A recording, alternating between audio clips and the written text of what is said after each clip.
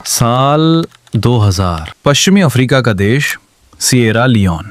चारों तरफ घने जंगल और उन जंगलों के बीच बसा कायलाहू नाम का एक छोटा सा इलाका जो अब खूंखार विद्रोहियों का गढ़ बन चुका था। संयुक्त राष्ट्र यूएन मिशन पर तैनात भारत के मेजर पुनिया अपने दो साथियों के साथ आतंकियों के कैंप की तरफ बढ़ रहे थे। मकसद था शांति समझौता, लेकिन जैसे ही वो कैंप में पहुंचे उन्हें घेर लिया गया, हथियार छीन लिए गए और आंखों पर पट्टी बांधकर उन्हें बंधक बना लिया गया। तभी विद्रोहियों का सरदार हंसते हुए कहता है, तुम अब हमारे कब्जे में हो। इतना ही नहीं, हजारों की तादाद में इन विद्रोहियों ने भारतीय सेना के बेस को चारों तरफ से घेर लिया, जहां 223 भारतीय फौजी मौजूद थे। भारत से 10,000 किलोमीटर दूर विदेशी धरती पर हमारे जवान मौत के साए में फंस चुके थे।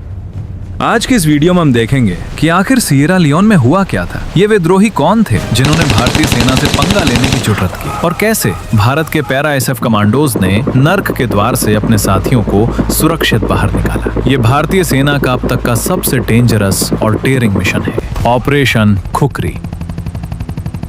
कहानी में आगे बढ़ने से पहले हमें ये समझना होगा कि आखिर एक शांत देश में इतना खून खराबा क्यों हो रहा था। सिएरा लियोन पश्चिमी अफ्रीका का एक बेहद खूबसूरत देश। कुदरत ने इसे समंदर, जंगल और बेशकीमती हीरों डायमंड से नवाजा था, लेकिन अफसोस यही हीरे इस देश के लिए वरदान नहीं बल्कि एक श्राप बन गए। साल 1991 में पड़ोसी देश लाइबेरिया का एक तानाशाह चार्ल्स टेलर सिएरा लियोन के हीरो पर कब्जा करना चाहता था। अपनी हवस को पूरा करने के लिए उसने एक बागी गुट खड़ा किया जिसका नाम था रेवोल्यूशनरी यूनाइटेड फ्रंट यानी RUF। विद्रोही गुट RUF का नेतृत्व फोदे संको कर रहा था। RUF का मकसद देश की सरकार को गिराकर हीरे की खदानों पर कब्जा करना था। इन विद्रोहियों का तरीका बेहद क्रूर था। ये गांवों में घुसते और वहां के आम नागरिकों, चाहे वो बच्चे हों या बुजुर्ग, उनके हाथ और पैर काट देते थे ताकि वो वोट न दे सके।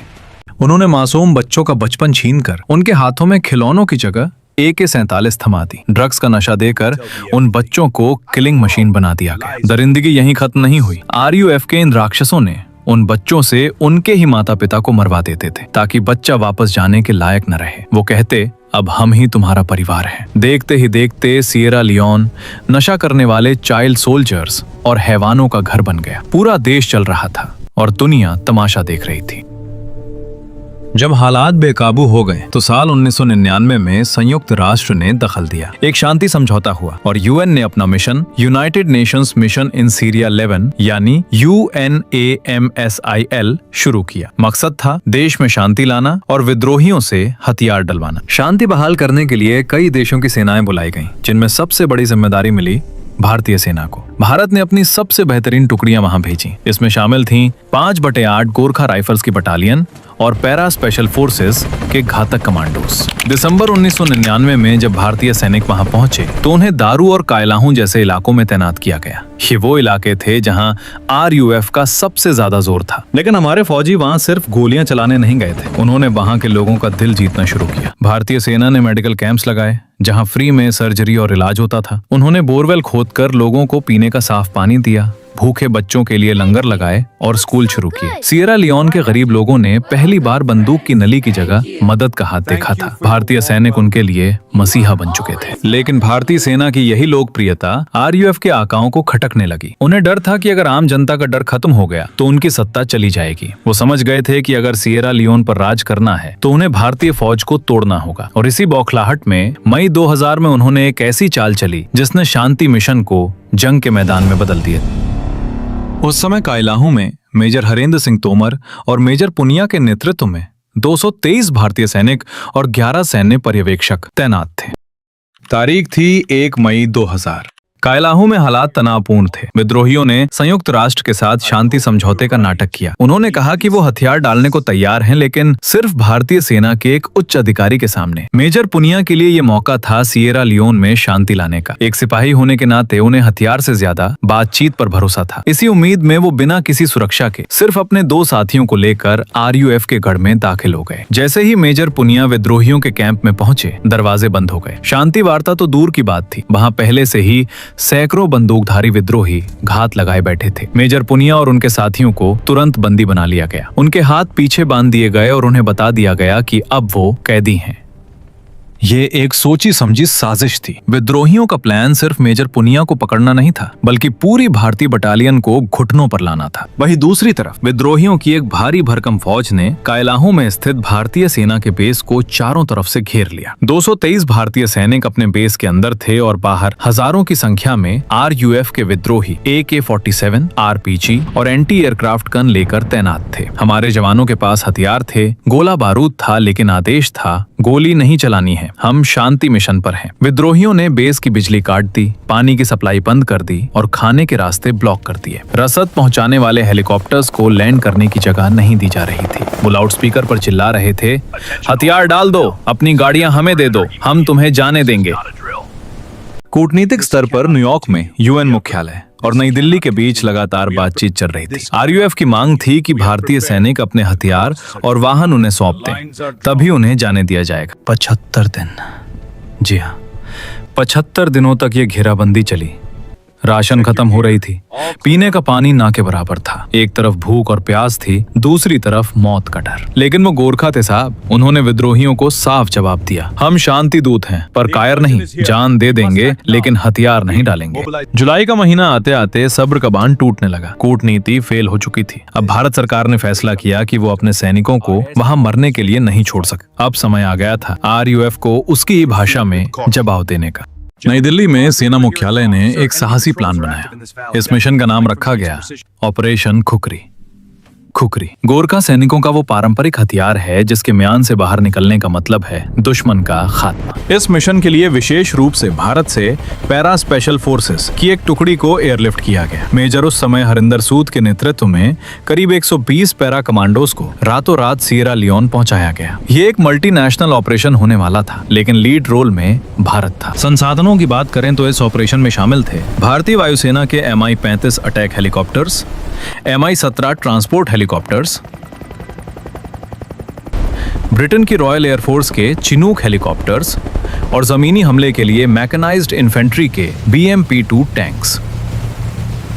लेकिन एक समस्या और थी, विद्रोहियों के पास भी रेडियो सेट्स थे। वो भारतीय सेना की बातें सुन सकते थे। इससे निपटने के लिए हमारे जवानों ने एक गजब का दिमाग लगाया। उन्होंने रेडियो पर अंग्रेजी या हिंदी में नहीं बल्कि मलयालम भाषा में बात करना शुरू किया। दुश्मन सुन तो रहा था, लेकिन उसे कुछ पल्ले नहीं पड़ रहा था कि हमला कहां से और कब होगा। चुनौती बहुत बड़ी थी। कायलाहू चारों तरफ से घने जंगलों से घिरा था। सड़कें कच्ची थीं और कीचड़ से भरी थीं क्योंकि जुलाई वहां भारी बारिश का महीना होता है। विद्रोहियों को जंगल के चप्पे चप्पे की खबर थी। प्लान ये था, पैरा कमांडोज हेलीकॉप्टर से कायलाहू में उतरेंगे और बेस को सुरक्षित करेंगे, जबकि मैकेनाइज्ड इन्फेंट्री सड़क के रास्ते से दारू शहर से कायलाहू की तरफ आगे बढ़ेगी और दोनों टीमें मिलेंगी। तारीख तय हुई 15 जुलाई 2000। सुबह के 6 बज रहे थे। मौसम बेहद खराब था। आसमान से आफत की बारिश हो रही थी और जमीन दलदल बन चुकी थी। विद्रोही अपने बंकरों में आराम से सो रहे थे। उन्हें लगा था कि इतनी बारिश में कौन आएगा, लेकिन ऑपरेशन शुरू करने का ऑर्डर आ चुका था। तभी बादलों की गड़गड़ाहट के बीच उन्हें हेलीकॉप्टर्स के पंखों की आवाज सुनाई थी। इससे पहले कि विद्रोही अपनी बंदूकें उठा पाते, भारतीय वायुसेना के MI-35 अटैक हेलीकॉप्टर्स ने आसमान से ही विद्रोहियों के ठिकानों पर रॉकेट बरसाना शुरू कर दिया। ठीक उसी समय मेजर हरिंदर सूद के नेतृत्व में 80 से ज्यादा पैरा SF के कमांडोज चिनूक हेलीकॉप्टर्स से रस्सियों के जरिए सीधे विद्रोहियों के सिर पर उतर गए। जैसे ही कमांडोज जमीन पर पहुंचे, उन्होंने सबसे पहले सफेद फास्फोरस ग्रेनेड्स का इस्तेमाल किया। धमाकों के साथ ही विद्रोहियों के कैंप में अफरा तफरी मच गई। जो विद्रोही कल तक भारतीय सेना को सरेंडर करने की धमकी दे रहे थे, आज वो अपनी जान की भीख मांगते हुए जंगल की तरफ भाग रहे थे। कुछ ही मिनटों में पैरा SF ने उस जगह को सिक्योर कर लिया जहां हमारे 223 जवान फंसे थे। गोरखाओं ने अपनी खुखरियां निकाल ली और घेरा तोड़कर बाहर आ गए। ट्रकों का काफिला तैयार हुआ और हमारे जवान वहां से निकलने लगे। लेकिन पिक्चर अभी बाकी थी। कायलाहू से निकलना तो सिर्फ पहला पड़ाव था। असली खतरा रास्ते में था। वापसी के रास्ते में दारू बेस तक पहुंचने के लिए उन्हें पेंडेम्बू शहर से गुजरना था। पेंडेम्बू RUF का हेडक्वार्टर था, विद्रोहियों का सबसे मजबूत गढ़। उन्होंने वहां सड़क पर एम्बुश लगा रखा था। जैसे ही भारतीय काफिला पेंडेम्बू के करीब पहुंचा, विद्रोहियों ने RPG और मोर्टार से भीषण हमला कर। सड़क कीचड़ से भरी थी, गाड़ियां फंस रही थीं और चारों तरफ से गोलियां चल रही थीं। दुश्मन चाहता था कि हमारे फौजी वहीं कीचड़ में फंसकर मारे जाएं। यहाँ भारतीय वायुसेना के Mi-35 हेलीकॉप्टर्स ने गेम चेंजर की भूमिका निभाई। उन्होंने ऊपर से विद्रोहियों की गन पोजीशंस पर ऐसा सटीक निशाना लगाया कि उनके बंकर्स ताश के पत्तों की तरह बिखर गए। नीचे जमीन पर पैरा कमांडोज और गोरखाओं ने मिलकर विद्रोहियों का सफाया कर दिया। ये लड़ाई करीब 4 से 5 घंटे तक चली। RUF के विद्रोही, जो अक्सर नशीले पदार्थों के सेवन के कारण निडर होकर लड़ते थे, लेकिन भारतीय मारक क्षमता के आगे बिखर गए। पेंडेनबू शहर, जो सालों से विद्रोहियों के कब्जे में था, उस दिन भारतीय सेना ने उसे विद्रोहियों के चंगुल से आजाद करा लिया था। शाम होते होते भारतीय सेना ने विद्रोहियों के गढ़ को पूरी तरह साफ कर दिया और काफिला सुरक्षित रूप से दारू स्थित UN बेस पर पहुंच गया।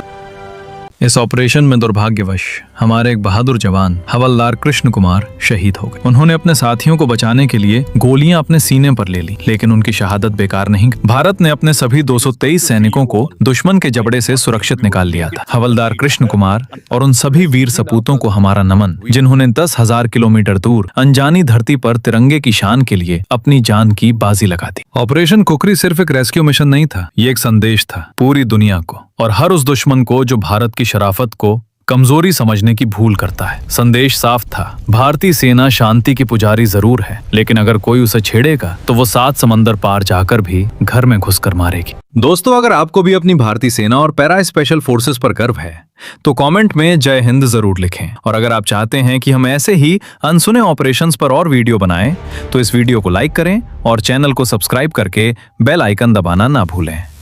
मिलते हैं अगली वीडियो में एक और जांबाज कहानी के साथ। तब तक के लिए जय हिंद, जय भारत।